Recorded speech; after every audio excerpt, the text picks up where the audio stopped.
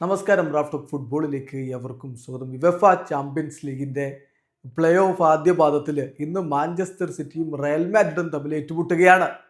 ദ്വിപാദ മത്സരമാണ്. അതിൽ ആദ്യ പാദ മത്സരം ഇന്ന് രാത്രി ഇന്ത്യൻ സമയം 1:30, അതായത് സാങ്കേതികമായി നാളെ പുലർച്ചെ 1:30 ഇത്തിഹാദിൽ വെച്ച് നടക്കുന്നു. അതിന് മുന്നോടിയായിട്ട് മാധ്യമങ്ങളെ കണ്ടപ്പോൾ പെപ് ഗാർഡിയോള ഒരു കാര്യം പറഞ്ഞു. രണ്ട് ടീമും ഈ സീസണിൽ പരിക്കിൽ വല്ലാതെ വലഞ്ഞ ടീമുകളാണ്. അങ്ങനെ പരിക്കിൽ വലഞ്ഞിട്ടും നമുക്കറിയാം റയലാണ് സിറ്റിയേക്കാൾ മികച്ച പ്രകടനം നടത്തിയിട്ടുള്ളത്. ഇപ്പോൾ ലാലിഗയിൽ ഒന്നാമതാണ് റയൽ. അത് പെപ്പ് എടുത്തു പറയുന്നുണ്ട്.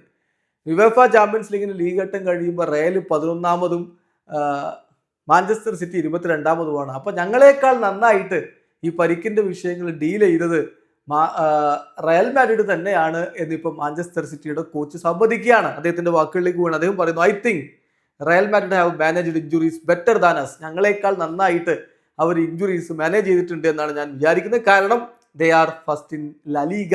അവരിപ്പോൾ ലാലിഗയിൽ 1ാം സ്ഥാനത്താണ് നിൽക്കുന്നത്. ലീഗ് ടേബിളിൽ അവർ 1ാമതാണ്. ഫൈറ്റ് ചെയ്യുന്നതോ അത്ലറ്റിക്കോ മാഡ്രിഡിനോടും ബാഴ്സയോടും ഒക്കെയാണ്. എന്നിട്ടും അവർ 1ാം സ്ഥാനത്ത് നിൽക്കുന്നു. പരിക്കിന്റെ പ്രശ്നങ്ങളൊക്കെ ഉണ്ടായിട്ടും. സോ രണ്ട് മികച്ച മത്സരങ്ങൾ, രണ്ട് മികച്ച പോരാട്ടങ്ങൾ നടത്തിയെങ്കിൽ മാത്രമേ ഞങ്ങൾക്ക് അവരെ ബീറ്റ് ചെയ്യാൻ കഴിയുകയുള്ളൂ എന്നുള്ള കാര്യം വളരെ വ്യക്തമാണ് എന്നാണ് ഇപ്പോൾ അദ്ദേഹം പറയുന്ന കാര്യം.